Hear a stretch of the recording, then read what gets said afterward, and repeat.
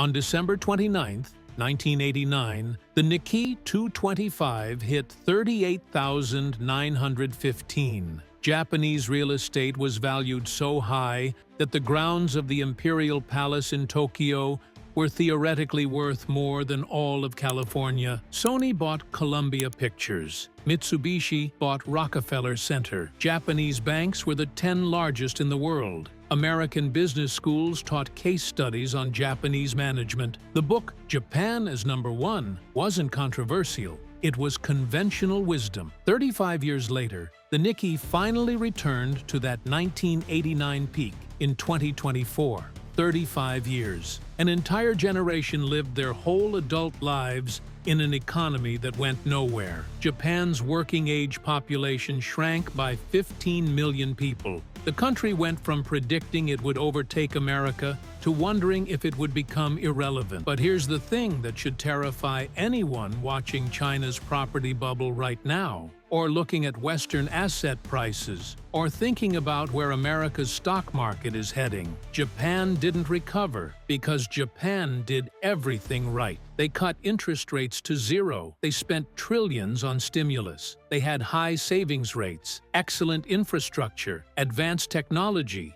and political stability. None of it mattered. So what is going on here? Let's dig into a few key questions. First, how does the world's most advanced economy just stop growing for 3 decades? Second, why did every policy tool that's supposed to fix recessions fail completely in Japan's case? Third, what does Japan's experience tell us about bubbles in general? Like, is there a pattern here that connects Japan to other historical manias? And finally, what does this mean for China, which looks like it's following the exact same script 30 years later? Cool! So, let's excavate this disaster. Japan in the 1980s wasn't irrationally exuberant, or at least it didn't seem that way at the time. They'd spent 40 years building one of the most impressive economic machines in history. In 1945, Japan was rubble. By 1985, they were challenging American technological supremacy. Their growth wasn't based on resource extraction or financial engineering. It was manufacturing, innovation, and a social compact where companies invested in workers and workers invested in companies. The bubble emerged from what looked like strength. The Plaza Accord of 1985 forced the yen to appreciate, which should have killed Japanese exports. Instead, Japanese companies got more efficient. Profits soared. The stock market tripled between 1985 and 1989. Real estate prices in Tokyo increased 6-fold. But here's the thing. A lot of it was real. Japan really was that productive. They really were outcompeting the West in autos, electronics, semiconductors. The problem wasn't that the success was fake. The problem was that success created leverage, and leverage created vulnerability. Japanese banks started lending against real estate. Companies started speculating in real estate instead of making things. The entire economy became a circular loop.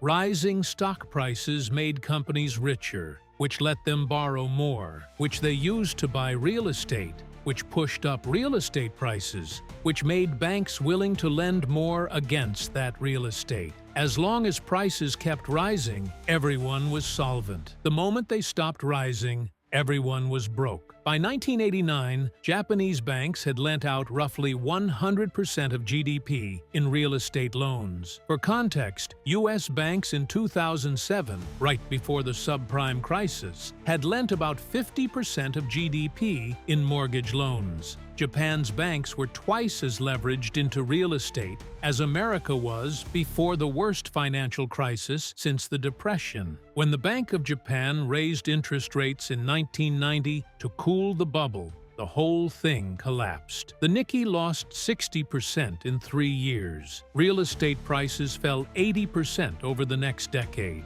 And here's the kicker. They never recovered. Not really. Tokyo real estate today is still worth maybe 40% of peak 1991 prices. Adjusted for inflation, it's probably 25%. Now here's where it gets interesting, because Japan tried everything. They cut interest rates to basically zero by 1999, making them the first major economy to hit the zero lower bound that economists thought was theoretical. They did quantitative easing before it had a name, with the Bank of Japan buying government bonds to inject money into the economy. They spent trillions on infrastructure, bridges, highways, museums, airports, trying to stimulate demand. None of it worked. Or more precisely, it kept things from getting worse, but it never restored growth. Why? Because the problem wasn't demand. The problem was debt. Japanese companies and households were so leveraged that any income they received went straight to paying down debt, not spending or investing.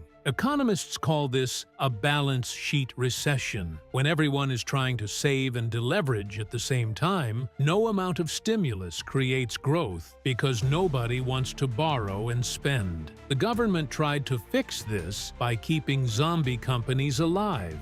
Banks didn't want to admit their loans were bad because that would mean bankruptcy. Companies didn't want to fire workers because that violated the social compact of lifetime employment. So banks kept lending to insolvent companies, companies kept employing unproductive workers, and the whole economy became frozen. It's like trying to restart a car engine that's flooded. You can turn the key as many times as you want, but until you clear the cylinders, nothing happens. Japan's economy was flooded with debt and bad investments, and no policy could clear it as long as the political system refused to let anything fail. So, has this happened before? Yes, constantly. Let me show you. The Dutch tulip mania of 1637 saw tulip bulb prices increase 20-fold in a few months, then collapse to nothing. The subsequent crash contributed to decades of Dutch economic stagnation. The South Sea bubble of 1720 saw British stock prices quintuple in a year, then collapse. Britain's economy took a decade to stabilize. The 1929 U.S. stock market crash led to the Great Depression, and even with the New Deal and World War II stimulus, the Dow didn't return to 1929 levels until 1954. 25 years. But here's what makes Japan different and more concerning. Those other bubbles happened in economies that were still growing demographically, still expanding geographically, still had room to run. The Dutch recovered by pivoting to global trade. Britain recovered by industrializing. America recovered by winning World War II and dominating the post-war global economy. Japan had none of those options. Their population peaked in 2008 and has been shrinking since. They're already the most advanced economy in their region. They don't have frontier territories to expand into or populations to exploit. When the bubble popped, there was nothing underneath to fall back on except debt and demographics that made everything worse. Because here's the really vicious part. The bubble collapse happened just as Japan's demographic crisis was starting. In 1990, Japan had about 85 million working-age people. Today, it's about 75 million. By 2050, it'll be maybe 55 million, a decline of 35% from the peak. Why does this matter? Because economic growth comes from either more workers or more productivity per worker. Japan's productivity growth has been okay. Not great, but okay. But when your workforce is shrinking 1% per year, you need productivity to grow by more than 1% just to stay even. Japan hasn't managed that consistently. Worse, a shrinking population means shrinking demand. Fewer people buying houses means falling real estate prices. Falling real estate prices mean banks lose money on mortgages. Banks losing money means they lend less. Less lending means less investment and consumption. It's a deflationary spiral that feeds on itself, and there's no policy fix for demography. You can't print babies. Japan tried paying people to have children. Didn't work. They tried making childcare more accessible. Didn't work. They've remained culturally resistant to immigration. So that's not an option. The demographic trap is locked in for the next 30 years minimum. Let me tell you what this actually looks like on the ground, because the numbers don't capture it. Japan developed an entire vocabulary for the lost decades. Freeter, young people stuck in part-time jobs with no benefits. Herbivore men, a generation of men who opted out of the traditional career, marriage, children path because it seemed pointless. Hikikomori, hundreds of thousands of people, mostly men, who've withdrawn from society entirely and live as shut-ins. The generation that graduated college between 1990 and 2010 never got the lifetime employment their parents had. They couldn't afford to buy houses. Many couldn't afford to get married or have children, which just made the demographic crisis worse. An entire cohort went from expecting to live better than their parents to realizing they'd probably live worse. And here's the thing that should scare you. These people did everything right. They studied hard. They followed the rules. They worked long hours. They saved money. And none of it mattered because they came of age during a 30-year economic stagnation that nobody could fix. Which brings us to the uncomfortable present. China in 2020 looked a lot like Japan in 1989. Property prices had increased 10 to 15 times in major cities over 20 years. Real estate represented maybe 75% of household wealth. Banks had lent trillions against real estate collateral. Local governments depended on land sales for revenue. The whole growth model was built on property development. And then it stopped. Evergrande defaulted. Country Garden teetered.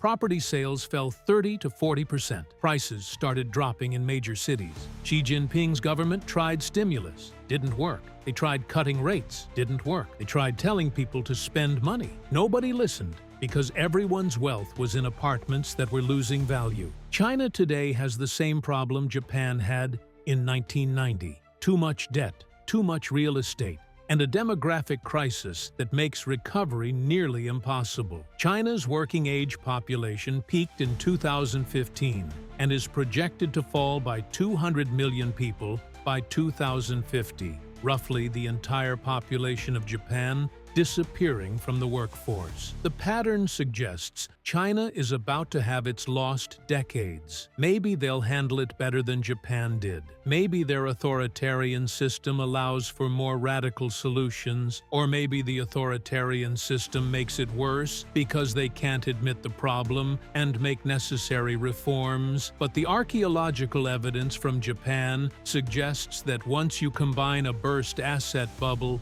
massive debt overhang, and declining demographics, there's no policy that fixes it. You just endure it. So is there a way out? The honest answer is Japan never found one, and they've been looking for 35 years. The textbook solution is creative destruction. Let bad companies fail, let banks take losses, accept a painful recession that clears the system, then rebuild. But that requires political will that no democracy seems to have, because the pain is immediate and certain while the recovery is distant and uncertain. The alternative is what Japan did. Keep everything on life support, accept zero growth, hope demographics eventually stabilize. It avoids catastrophic collapse, but produces decades of stagnation. There's probably no good option once you're in the trap. The time to escape was 1987 or 1988, when Japanese regulators should have tightened lending standards and pricked the bubble early. But bubbles never feel like bubbles when you're inside them. They feel like the future, which is what makes watching China or looking at US stock valuations or European real estate prices so unsettling. Every bubble looks rational until it doesn't. Every country thinks it's different until it isn't. Japan did everything right and still lost 3 decades. That should terrify us because it means there might not be a right answer. There might just be the choice between collapse fast and collapse slow. Japan chose slow. We're watching China make the same choice, and we're probably setting ourselves up to make it too. 35 years later, the Nikkei is finally back to where it started. But Japan isn't. The country that never recovered is still looking for the way out. So far, they haven't found it. History suggests they probably won't.